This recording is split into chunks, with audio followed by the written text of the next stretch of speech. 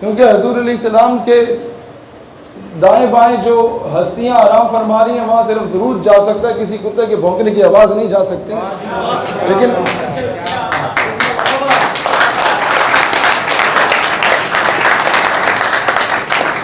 बात यह है कि हमें हकीकी मैनों में सैयदना सिद्दीक़ अकबर रज़ी अल्लाह ताला अन्हु, सैयदना हैदर कर्रार रज़ी अल्लाह ताला अन्हु में 2 मरतबा उम्रे पे गया, 3 मरतबा में किला खैबर गया। जो वो किला फतह किया गया, मैं हैरत में था कि इतना ऊंचा किला जो चारों तरफ उसके वो पोस्ट बनी हुई थी और ऊपर से तीर बरसाए जाए। अगर मरहब की जानिब से उस दौर में बंदूकें नहीं होती थी तो वो तीरों से या तलवारों से ऊपर पहुंचे किस तरह, रास्ते में किस तरह शहीद नहीं हुए वो तमाम सहाबा किराम। तो तब अंदाजा होता है कि ये काम शेर खुदा ही कर सकता है। वहां जाएं, आपकी अकल दंग रह जाएगी। बड़े बड़े जर्नैलों को ले जाएं दुनिया की हर फौज के कि यार 1450 साल पहले यह किला कैसे फतह हो गया, विदाउट टेक्नोलॉजी ये कैसे फतह हुआ। हर मकतबा फिक्र के लोग यहाँ मौजूद हैं। हज़रत अताउल्लाह शाह बुखारी रहमतुल्लाह अलैह पीर मेहर अली शाह रहमतुल्लाह अलैह के मुरीद थे। उनका इतना अच्छा रूहानी ताल्लुक था जब आपस में, तो फिर ख़त्म नबूवत पे उसके दिफा के लिए हम क्यों आपस में तकसीम बैठे हुए हैं। इशारतन ये बात काफ़ी है, इसे समझें। ख़त्म नबूवत और नामूस रिसालत के दिफा के लिए खुदा का वास्ता है, 1.5 ईंट की मस्जिद ना बनाओ, एक दूसरे को सीने से लगा के चलो, ये बहुत ज़रूरी है। तालियां नहीं चाहिए, अमल दरामद चाहिए। आप लोग काम करें कि कोई तालीमी इदारा खाली ना हो। जब मैंने देखा कि हमने 8 साल एक तवील जदोजहद की कि मोहम्मद बिन कासिम, टीपू सुल्तान, नूरुद्दीन जंगी, सलाहुद्दीन अयूबी, तारिक बिन ज़ियाद, सैयदना खालिद बिन वलीद, खुलफाए राशिदीन, सैयदना हसनैन करीमैन के बारे में पढ़ाया जाए, जुर्रत और बहादुरी के वाक़ियात को इकबाल से रिलेट करके पढ़ाए जाए निसाब में, किसी ने नहीं सुना। तो अब 2 काम थे, या हम एहतजाज करते, नारे लगाते, या हम कहते कि नहीं हम अपना निसाब देंगे। हमने नज़रियात की सूरत में 100 सफ़हात पर मुश्तमिल एक किताब लिखी, उसमें ये सारे टॉपिक डाले और अभी तक पाकिस्तान के मुख्तलिफ तालीमी इदारों में 60,000 किताबें मुफ्त में तकसीम की हैं। यह आप अपनी हैसियत में लेकर काम कर सकते हैं, आपको किसने रोका है। मैं तो उलमा से दरख्वास्त करूँगा, आप मस्जिद के खुतबों में कोशिश करें कि डायरेक्टली और इनडायरेक्टली इस कौम को बुज़दिल और बग़ैरत बनाया गया है। इस कौम को दोबारा से सैयदना हैदर करार की वो तलवार की वो जुर्रत के मुजाहिरे सुनाया करें। इस कौम को दोबारा वो दौरे फारूकी इसके सीनों में बेदार करें। मसला सिर्फ ये है कि जब हम उन हस्तियों के अकीदत, प्यार, मोहब्बत का सिलसिला जब इनके दिलों में नहीं डालते तो ये कौम उनका दिफा ही नहीं कर पाती उस तरीके से जो हक बनता है दिफा करने का। तो ये चीज़ें, क्या अकल इस चीज़ की गवाही दे सकती है। लेकिन ये इश्क है, वो बेखतर कूद पड़ा आतिश नमरूद में। इश्क अक्ल है मेवे तमाशा है लबे बाम अभी। ये इश्क है जो सैयदना उमर फारूक को बगैर एक कत्ल किए बैतुल मक़दस और मस्जिद अल अक़सा की चाबियां हाथ में पकड़ा देता है। ये इश्क है जो सिद्दीक़ अकबर को जब हुज़ूर अलैहिस्सलाम कहते हैं कि जनाब जो जो अल्लाह की बारगाह में लाना चाहते हो पेश कर लो। एक गज़वा का मौका था, कुछ सहाबा घर का आधा सामान लाए, कुछ सहाबा के पास खजूरें थी, वो ला के हुजूर की बारगाह में पेश की। जो हजरत ने जिक्र किया एक सहाबिया के पास कुछ नहीं था, एक दूध पीता बच्चा उठा के लाई। हुजूर ने दरियाफ्त किया मैं इसका क्या करूंगा, मुस्कुरा के पूछा। वो रो पड़ी कि आका और तो कुछ नहीं था, जब आप पे तीर बरसाए जाएंगे उसको ढाल बना लीजिएगा। लेकिन जब सिद्दीक की बारी आई, रसूलुल्लाह ने कहा कि तुमने क्या लाया, तो कहते या रसूलुल्लाह सब कुछ ले आया। तो रसूलुल्लाह ने पूछा घर में कुछ छोड़ा, कहते जी या रसूलुल्लाह छोड़ा। पूछा क्या छोड़ के आए हो, जवाब देते हैं परवाने को चिराग है, बुलबुल को फूल, बस सिद्दीक के लिए है खुदा का रसूल, बस।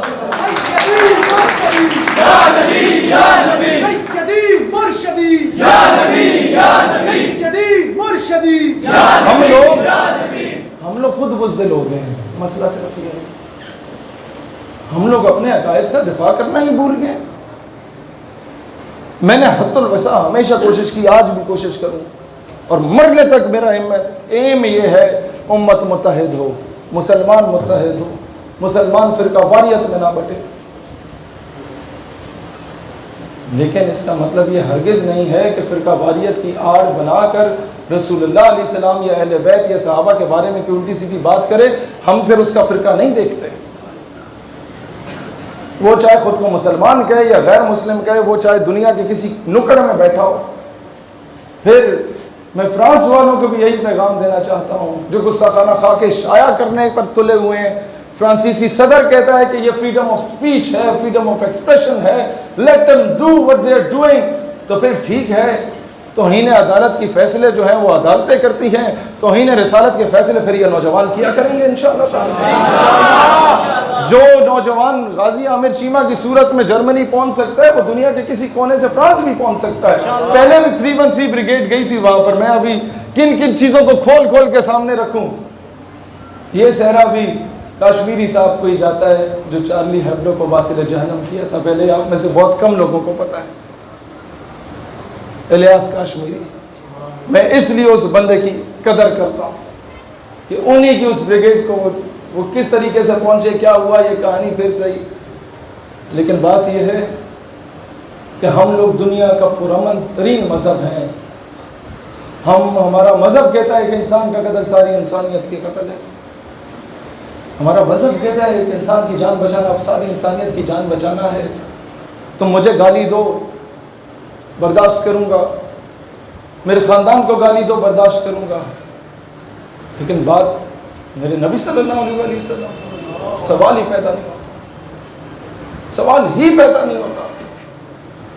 कोई पूछे क्या माजरा क्या है, इतने जज्बाती, भाई मेरे ईमान का तकाजा, तुम्हारे ईमान का तकाजा है जाके किसी 20 रुपए की चीज़ को बना के उसके आगे सजदा रेज हो जाओ, तुम्हारे ईमान का तकाजा है। तुम्हारे ईमान का तकाजा है कोई पेशाब पियो किसी गाय शाय का, तुम्हारे ईमान का तकाजा है। तुम्हारे ईमान का तकाजा है सलेब को जाके सजदे करो।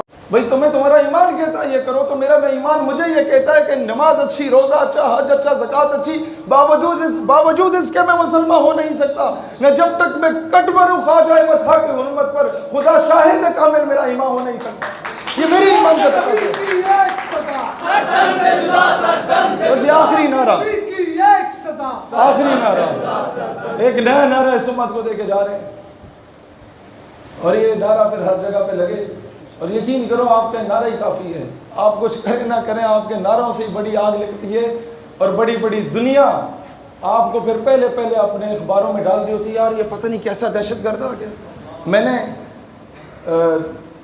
4-5 लोगों को इंट्रोड्यूस करवाया गया था, उनमें मेरा नाम भी था। कश्मीर पे आप लोगों ने ये समिट्स करने हैं, वो सारे आके वही बातें बोले जो उन्हें पर्चियाँ मिलती थी कि ये बोलना है, इससे आगे भी नहीं जाना, इससे पीछे भी नहीं जाना। हम भी कहते थे हम भी वही बोलेंगे जो पर्ची मिलती है। बस जब आप स्टेज पे चले जाते हैं, माइक आपके सामने होता है, आवाम सामने होती है, फिर तो वो साहब आके रोक भी नहीं सकते कि जी स्क्रिप्ट चेता है तो आप बोलो, नचता है तो हाँ, तो फिर अपनी बात करनी होती है। तो मैंने बड़े बड़े सेनेटर्स को देखा कि उनकी बात लोकल रेडियो भी नहीं चलाता। लेकिन आज से 4 साल पहले जब मेरी उम्र मेरे ख्याल में 22-23 साल होती थी, आज खैर से मैं 26 साल का हुआ, तब 22-23 साल होती थी। उस दौर में मेरी कोई 10 मिनट की तकरीर थी सिर्फ, वो सारे सेनेटर्स की और एमएलएस की तकरीर को हटा के इंडिया में आपकी अदालत या अवाम की अदालत, को इंडिया टीवी चैनल है उस पे अवाम की अदालत, उसमें ये शो की गई मेरी तकरीर को, कहा कि पाकिस्तान के में जो है वो आतंकवादी पैदा किए जा रहे हैं। वो देखिए आप लोग हैं। तो मैं कहता हूँ यार मैं तो अजे तक कुछ नहीं किया, तो उन्होंने है हाल है तो असी कुछ करिए तो वाह वाह भाई। ये तो कश्मीर का, हैदराबाद, दक्कन, जूनागढ़, आसाम, तेलंगाना, ये सारे पाकिस्तान को मुफ्त में मिल जाएंगे इंशाअल्लाह। लिहाजा दलेर बने, दलेरी से दफा करना सीखे। जब आप दलेर होंगे हाकिम वक्त ऑटोमेटिकली उसकी गैरत को जोश आएगा। जब आप भी दांतों के जलसे करवाएंगे और कुत्ते लड़ाएंगे, बटेरे लड़वाएंगे, मुर्गे लड़वाएंगे, और हाकिम वक्त को भी इसी तरीके से कॉन्सर्ट पे बुलाएंगे, तो वो भी डी चौक पे आपको नचवाएगा। तो आप जब हर जगह जिहाद की सदा बुलंद करेंगे तो ऑटोमेटिकली हाकिम वक्त भी कहेगा मेरी कौम मेरे साथ खड़ी है, अब मैं फैसला कर लेता हूँ।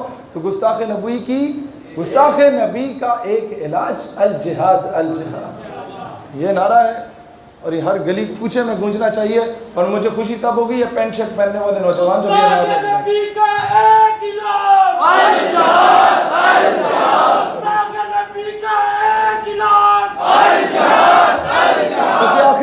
4 नारे हैं और खड़े होकर इसका जवाब दें और फिर इजाजत। गुस्ताख नबी का एक इलाज, गुस्ताख नबी का एक इलाज, गुस्ताख नबी का एक इलाज, पाकिस्तान का मतलब क्या? ये मामला, ये नारा, इससे माइक से रहने दें, ये आवाम जवाब देगी, 12 तक जाए। पाकिस्तान का मतलब क्या? वाह वाह वाह वाह वाह। पाकिस्तान का मतलब क्या? 70 सालों से अंग्रेजों के कुत्ते नहलाने वाले जो हम पे काबिज हैं, इनसे छुटकारा पाने का वक्त, ये नौजवान अपना वो इनकलाब ला सकते हैं, और वो यही नारा है जिसकी बुनियाद पे पाकिस्तान बना, और यही इसकी बका का मरकज़ और महवर है। पाकिस्तान का मतलब क्या? ला इलाहा इल्लल्लाह। पाकिस्तान का मतलब क्या? ला इलाहा इल्लल्लाह। पाकिस्तान हमेशा जिंदा